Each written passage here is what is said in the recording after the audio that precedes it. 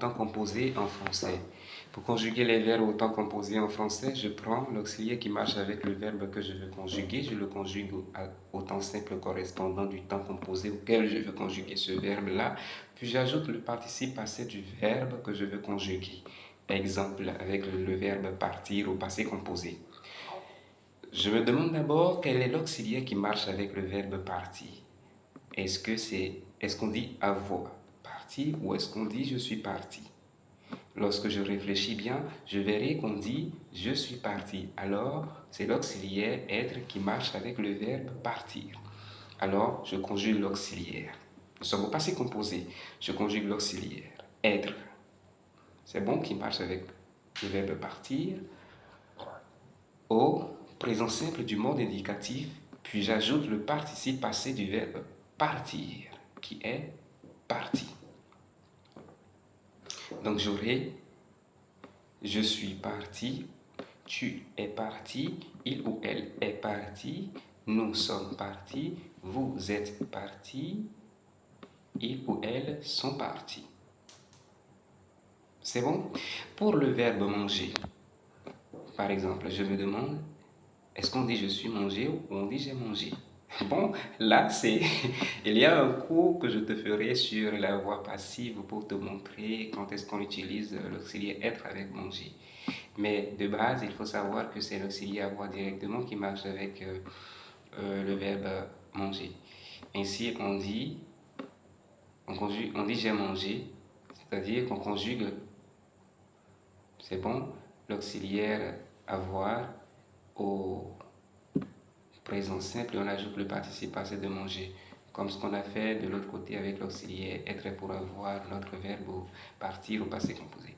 On dira j'ai mangé, tu as mangé, il ou elle a mangé, nous avons mangé, vous avez mangé, il ou elle ont mangé.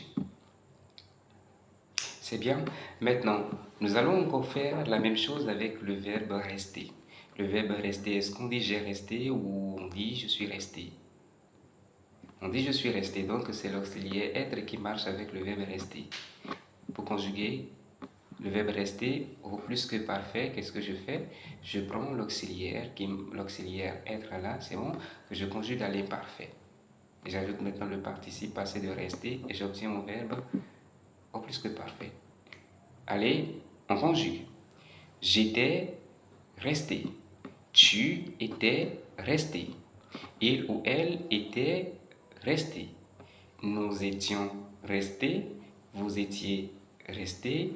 Il ou elle étaient restés.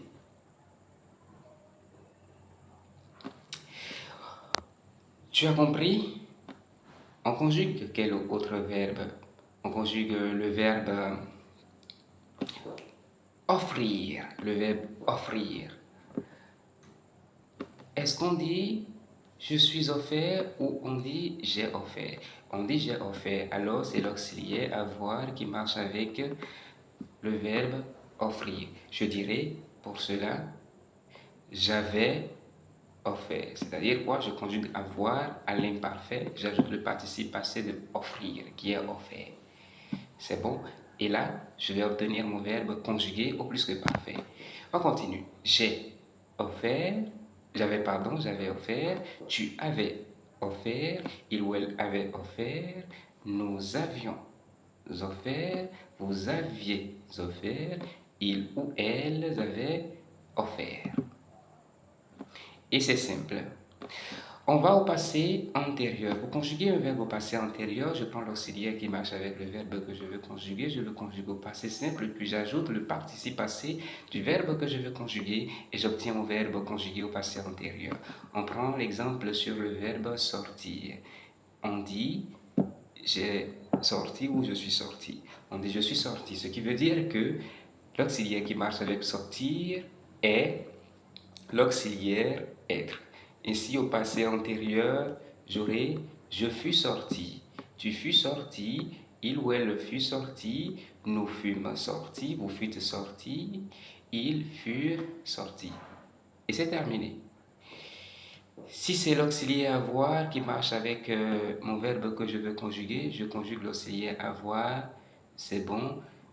Au passé antérieur, j'ajoute le participe passé du verbe que je veux conjuguer et j'obtiens mon verbe au passé antérieur. Prenons l'exemple du verbe lire. On dit je suis lu ou bien j'ai lu. Oh, de base, on dit j'ai lu. C'est bon. Donc, on dira au passé antérieur, j'eus lu. Tu eus lu. Il eut lu. Nous eûmes lu. Vous eûtes lu. Ils eurent lu. On a pris l'auxiliaire avoir qu'on a conjugué au passé simple. Puis on a ajouté le participe passé du verbe lire, qui est lu. Et on a obtenu notre verbe conjugué au passé antérieur. Lorsque je prends le verbe sortir, on va faire avec sortir, c'est bon, sortir au futur antérieur maintenant. Pour conjuguer un verbe au futur antérieur, je prends l'auxiliaire qui marche avec le verbe, je conjugue cet auxiliaire au futur simple, puis j'ajoute le participe passé du verbe que je veux conjuguer et j'obtiens mon verbe, sa conjugaison au futur antérieur. Pour sortir, on va dire je serai sorti. Tu seras sorti. Il ou elle sera sorti. Nous serons sortis. Vous serez sortis. Il ou elle seront sortis. Pour le verbe manger au futur antérieur, on obtiendra j'aurai mangé, tu auras mangé, il ou elle aura mangé, nous aurons mangé, vous aurez mangé, il ou elle auront mangé. La règle est très simple, je te la rappelle. Pour conjuguer un verbe à un temps composé, on fait règle par règle. Pour conjuguer un verbe au passé composé, je prends l'auxiliaire qui marche avec mon verbe, je le conjugue au présent simple, puis j'ajoute le participe passé du verbe que je veux conjuguer. Pour conjuguer un verbe au plus que parfait, je prends l'auxiliaire qui marche avec le verbe que je veux conjuguer, je le conjugue à l'imparfait du mode indicatif, puis j'ajoute le participe passé du verbe que je veux conjuguer. Pour conjuguer un verbe au passé antérieur, je prends l'auxiliaire qui marche avec le verbe que je veux conjuguer. Je mets l'auxiliaire au passé simple, puis j'ajoute le participe passé du verbe que je veux conjuguer. Pour conjuguer un verbe au futur antérieur, je prends l'auxiliaire qui marche avec le verbe que je veux conjuguer. Je mets l'auxiliaire, c'est bon, au futur simple, puis j'ajoute le participe passé du verbe que je veux conjuguer. La règle, elle est très simple.